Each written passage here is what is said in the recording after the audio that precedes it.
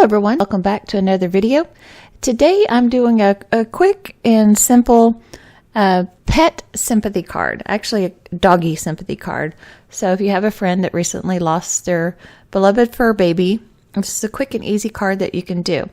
So first of all, and this is just on 80 pound Neenah Solar White. First of all, I'm blending on Wild Honey Distress Oxide ink. And I'm doing that almost halfway up the paper.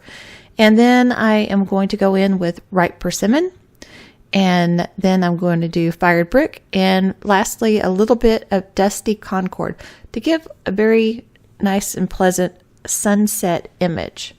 And I'm just using these blender brushes. These are actually makeup brushes that I found on Amazon that look like the fancy expensive ones in the craft stores. No, these are just the inexpensive ones off of Amazon that are just the makeup brushes, but I think they probably work the same way, and they're way cheaper. So if you shop Amazon, go on there and look for makeup brushes, and you can actually specifically search oval makeup brushes. But anyway, so blend. It really didn't take me that long. It probably, if I would have used Bristol, it probably would have went on a little bit faster.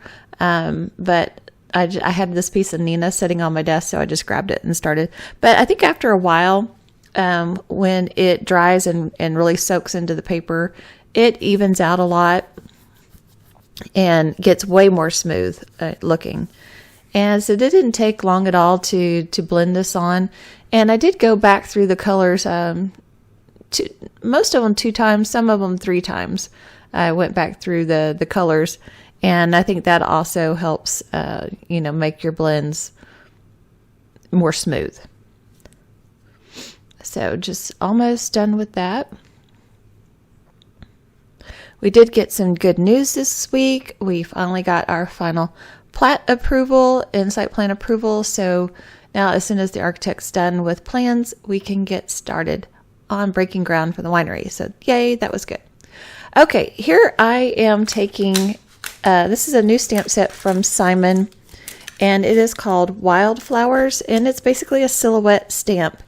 And I'm using my my stamp platform here, but I didn't pay attention that when I picked up the stamp, I was on the little ridge on the lid, so I do have some difficulties here. I do have to stamp it several times because it's hiked up funny. But it works out because this is larger than an A2 size piece of paper, and I have to cut it down anyway. So it all worked out just fine. So, and it is a new stamp set, so they're not seasoned, and they still have the manufacturing, stuff on them. And so you do have to stamp those several times anyway, but it didn't stamp all the way down to the bottom like I wanted it to. Okay, so the next step is I looked through all my stamps to find a little dog image, and I found this one that I had from Newton's Nook Designs. It's called Terrific Terriers. And so, I mean, any dog image that you have would do. And I'm just going to nestle him there in the silhouette of those flowers, and I'm going to stamp him down. And I think I used VersaFine Black Onyx, yes. And then I'm going to take a Memento Tuxedo black marker, and I'm going to color him in. So he's just a silhouette too. Oh no, I didn't take I took my Copic marker. That's right, I forgot my Copic marker. And I did end up and I wanted to make sure that it didn't bleed out into the rest of my image, because Copic ink goes through the paper, and if you don't have any place for that ink that goes through the paper to go, then your image is more likely to bleed outside your lines. So I just slipped a piece of copy paper under there, so if ink goes all the way through the paper, then it's got a place to go beyond my paper rather than messing up my image. So just color this all in real good. As I said, I did do a second coat over it.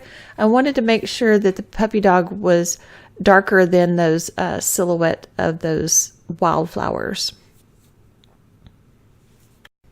For the sentiment, I went to my Honeybee stamp supplies, and I think Honeybee makes some of the best sentiment stamp sets. And I pulled out my with Sympathy one and used the large Sympathy stamp and just stamped it on there with the VersaFine black Onyx too, just like I did the little doggy. And I did stamp it a couple of times because I wanted it to be really dark and crisp to stand up off of that blended background. So I think I did heat set this just a little bit because I was afraid of getting fingerprints on it. And so I did heat set it just a little bit to make sure it was good and dry. So now I am trimming it down, and I'm going to trim it down to an A2 size card base, 4 1/4 by 5 1/2.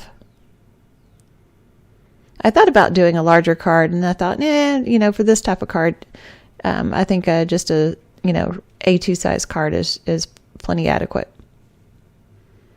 And I'm really liking my little Tim Holtz guillotine trimmer. It's really easy to have on my desktop, and it's super sharp, and you can hold small things with it. So I really liked that about it.